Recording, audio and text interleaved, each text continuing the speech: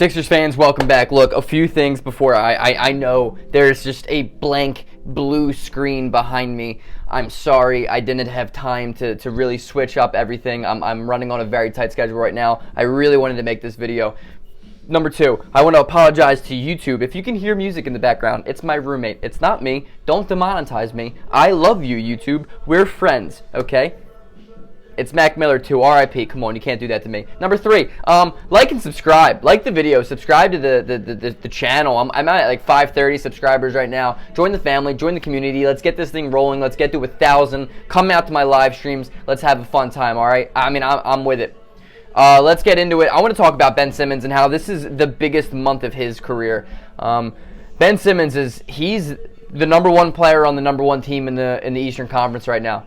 We have no Embiid. We have no excuses for Ben Simmons. He doesn't have a guy that can go out and get him a bucket. He doesn't have a guy who can really, help him out as easily as Embiid can. Embiid is an irreplaceable person. I've talked about that in my last video. We're not going to be able to replace him statistically or impact or eye test. There's no way of replacing the MVP of our league right now. But that being said, I am extremely excited to see what Ben Simmons and company does this month, the rest of this month, and maybe more if Embiid's injury lasts a little bit longer than expected.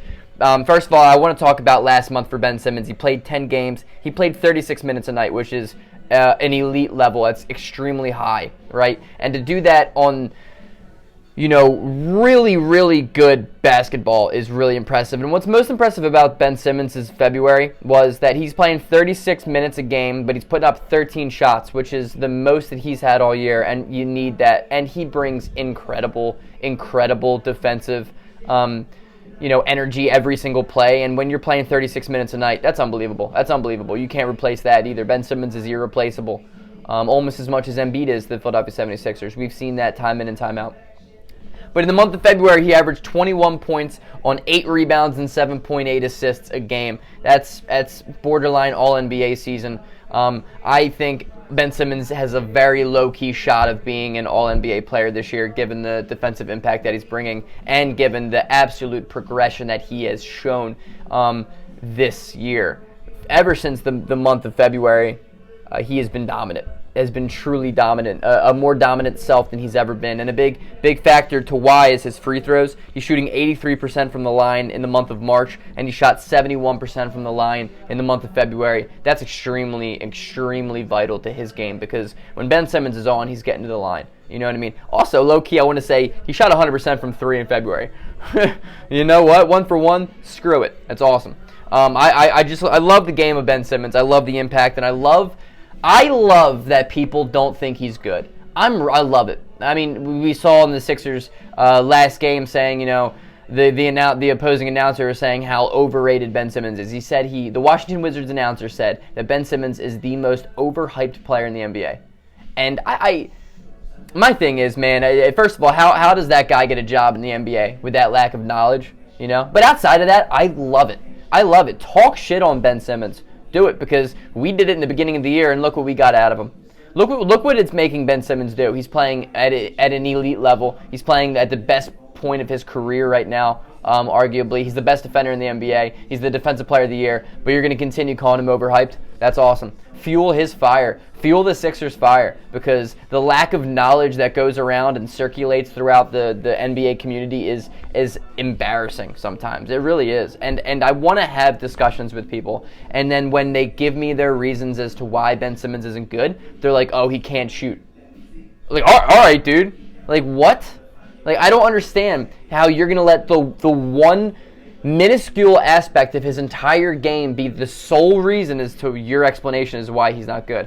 Bro, Ben Simmons is one of the best players in the NBA. He's a top 20 guy in the league, arguably. Definitely top 25. He's the best defensive player in the NBA.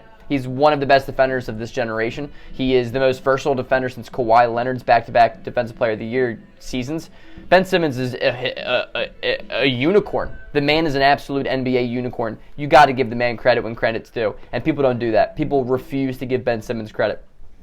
And at this point, I'm here for it, dude. I'm honestly, I'm really here for it, because it just makes Ben Simmons a better player. He is just a good basketball player as of late. And what's important, man, is my topic of this video is it's his team now. It's his team. This is going to be reliable on him. We're going to be relying on Ben Simmons heavy, and there's no excuses anymore. There's nothing. This is Ben Simmons' time to shine. Throwback to a couple of years ago when Embiid went out at the end of that year, at the end of that one season. I want to say it was 3 years ago.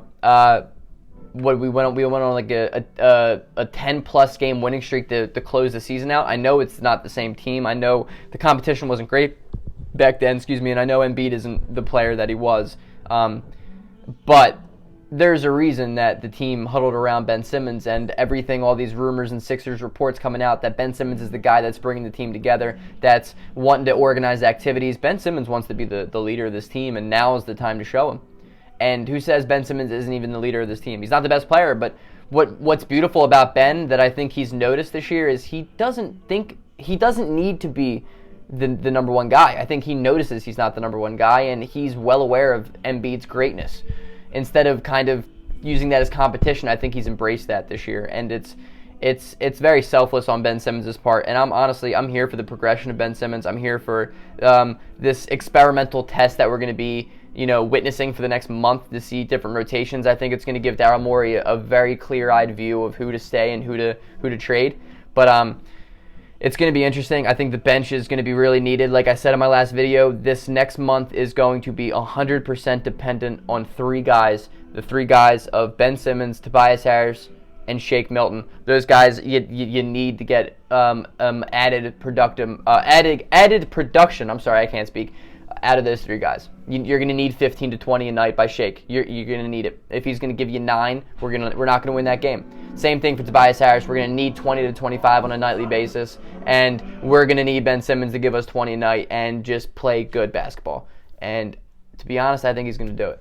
I think Philadelphia's going to be in good shape. Like I said before, right after the injury, no better time than the present for this to happen.